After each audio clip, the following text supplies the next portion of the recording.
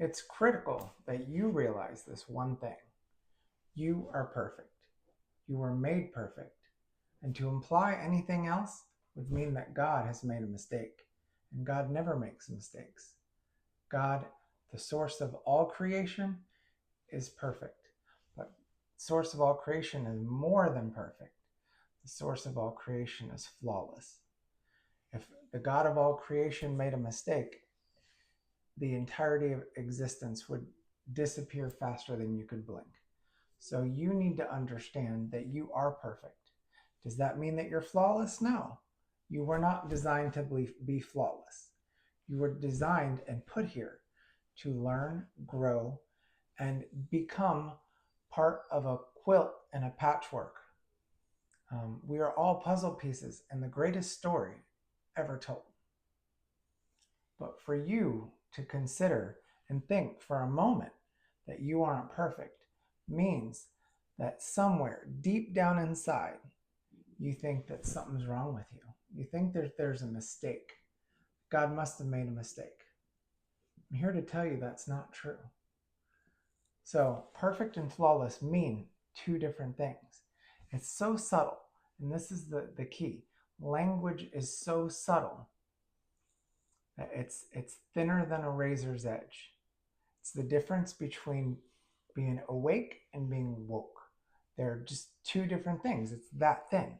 So let's discuss, or let's look at the difference, the nuance between these two things. I've got it right here. I'm going to read it just so that we have it clear. Perfect means something that meets all standards of excellence, is complete, and lacks any defects relative to its purpose or intended function.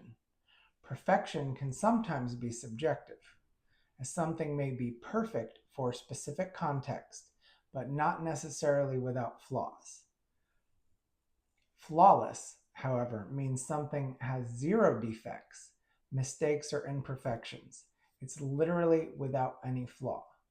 Now, it's clear that we can look around, all around us, and understand that humanity is flawed, and that's okay.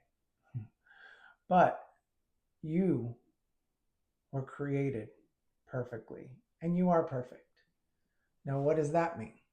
That means that you are here for a purpose, and so many that I see and have met are stuck in their purpose. And what does that mean? That means that they're so hung up on their challenges that they're here to actually overcome, so that then they can turn around and help the person behind them that's has those same problems, or as having that same challenge, help them overcome that problem. So you're stuck in your purpose instead of living out your purpose, which means that you're living life on purpose. That's what you're here for, to live life on purpose. What does that mean? That means you're here to be intentional about what you do. And getting back to the perfection thing, you are perfect, but you're also being perfected. Every challenge, every situation that we encounter is a chance for us to learn and grow. That's another part of the reason why we're here. We're here for multiple aspects, but we're here to also learn and grow. It's a school. We're in school. This is a school for your soul. That's one layer to this game that we're playing. Another layer is that it is indeed a game as well. And we'll get to that. That's another, rabbit hole that we'll get to in a different video.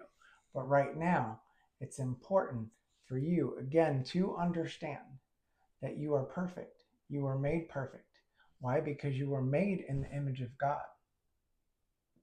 And that's another video that we'll hit here probably tomorrow, because there are implications behind that statement that most of you can't comprehend. But when you do, your life will change immediately. So at the end of the day, for right now, I just want you to know that you're perfect. Hold your head high and be happy about that.